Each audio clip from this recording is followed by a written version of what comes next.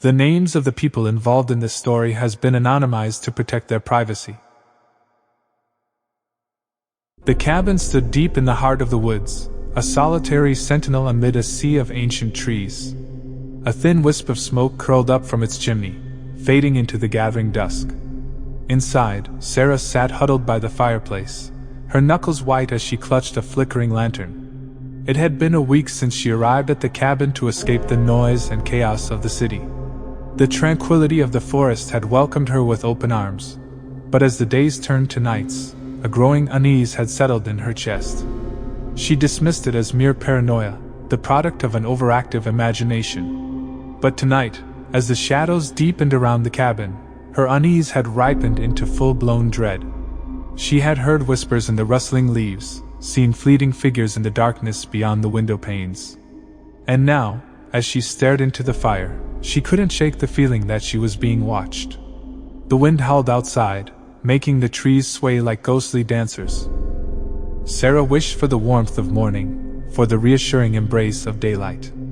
She tried to distract herself by reading a book, but the words blurred on the page, lost in a haze of fear.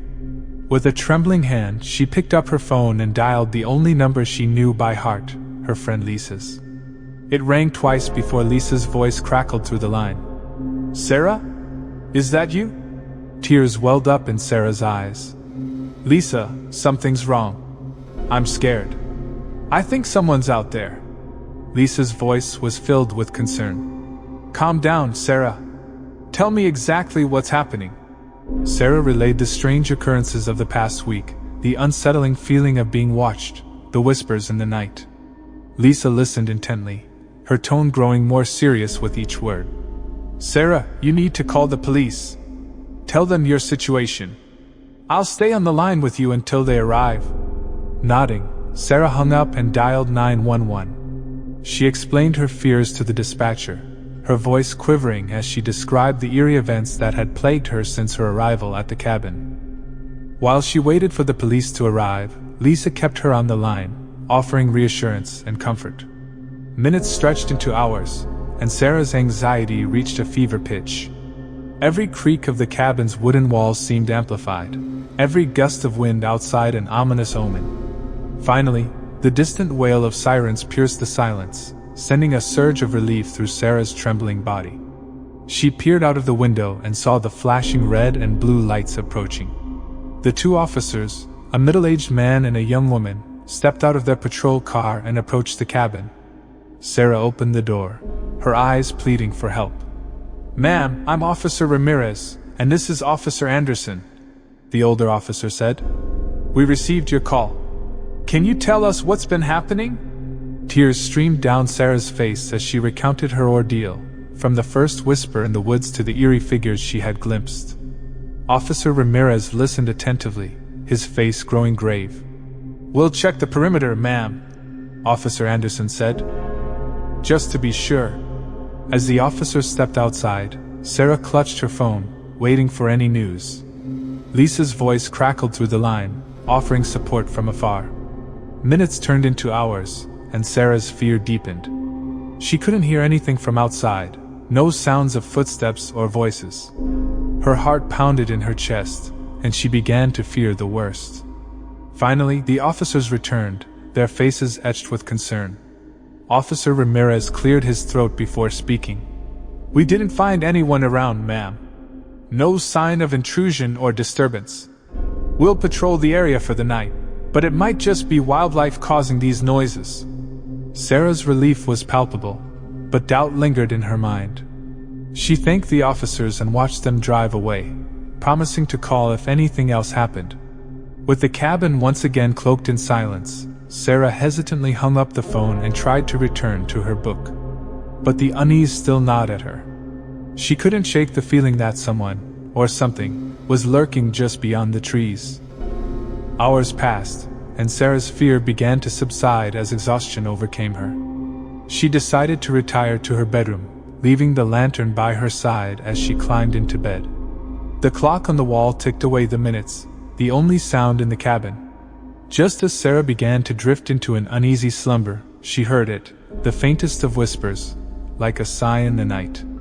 Her eyes snapped open, and she strained to listen. The whisper grew louder, forming into words she could almost discern. It was a voice, soft and chilling, repeating her name over and over again. Sarah. Sarah. Sarah. Paralyzed with terror, she clutched the blankets, unable to move or call for help. The voice drew closer, until it seemed to come from right outside her bedroom door. Sarah. I'm here. A shadow passed under the crack of the door, and Sarah's heart raced as the figure on the other side moved closer. In the pitch-black darkness of the room, the whispering voice continued its haunting refrain, as Sarah realized that the nightmare in the woods had only just begun. As the shadow loomed nearer to her bedroom door, the whispering voice grew even more unsettling, now tinged with an eerie desperation. Sarah, don't be afraid. I just want to talk. Sarah's fear was now an icy grip around her heart, but she forced herself to take a deep breath and gather her courage. She fumbled for her phone, silently praying that it hadn't lost signal or power. With trembling hands, she dialed 911 again, the numbers illuminated by the soft glow of the screen. As the call connected, she whispered her location and the chilling events unfolding around her. The dispatcher assured her that officers were en route and to stay on the line. With the phone pressed tightly to her ear, Sarah mustered the strength to respond to the chilling voice outside her door. Who are you? What do you want? She asked, her voice quivering. The whispering voice paused for a moment, and then it replied in a hoarse, unsettling tone. I just want to be with you, Sarah. Forever. Tears streamed down Sarah's face as she realized the gravity of her situation. She was alone in the woods, facing an unknown and malevolent presence. The dispatcher's voice crackled through the phone, attempting to keep her grounded as the minutes ticked away. Finally, the familiar sound of sirens cut through the night once more. Sarah could hear the approaching police car, and her hopes surged. She shouted through the phone that the police were almost there, hoping the presence outside her door would hear and flee. The bedroom door suddenly rattled, as if someone were testing the handle. Sarah's heart leaped into her throat as she watched the doorknob slowly turn. Panic consumed her, and she shouted desperately for the officers to hurry. With an agonizing slowness, the door creaked open, revealing the dark hallway beyond. Sarah's eyes strained to see any sign of the intruder, but all she could make out was a chilling silhouette in the doorway. Just as the shadow began to step into the room, the beam of a flashlight pierced the darkness, blinding Sarah momentarily. The voice outside her door hissed in frustration, and then there was a sudden commotion. The police had arrived, and Sarah heard the scuffling of feet and the muffled voices of the officers. Moments later, her room was flooded with light as Officer Ramirez and Officer Anderson entered, their weapons drawn. The intruder, a disheveled man with wild eyes, was swiftly apprehended and handcuffed. His haunting whisper had been silenced, replaced by the stern commands of the officers. Sarah, still trembling and in shock, was rushed to safety as the police conducted a thorough search of the cabin and the surrounding area. It wasn't long before they uncovered a makeshift campsite hidden deep in the woods, filled with disturbing mementos and evidence of the man's obsession with Sarah. As dawn broke, the police informed Sarah that the man had been arrested and would face charges of trespassing, harassment, and attempted break-in. She couldn't help but shudder at the thought of what might have happened if she hadn't called for help in time. In the days that followed, Sarah returned to the city, forever haunted by the events in the cabin in the woods. She couldn't erase the memory of the chilling voice or the terrifying presence lurking outside her door. But she knew one thing for certain: she had survived, thanks to her own resilience and the quick response of the police. Sarah couldn't shake the feeling that she was being watched even in the city, and she became hypervigilant about her surroundings. She installed a security system in her home and took self-defense classes to regain her sense of safety. Over time, the fear began to fade, but the scars remained. She could never forget the horror of that night in the woods, and it served as a haunting reminder of the darkness that could lurk in the most unexpected places. As for the cabin in the woods, Sarah never returned. It became a place of nightmares for her, a symbol of the terror she had endured.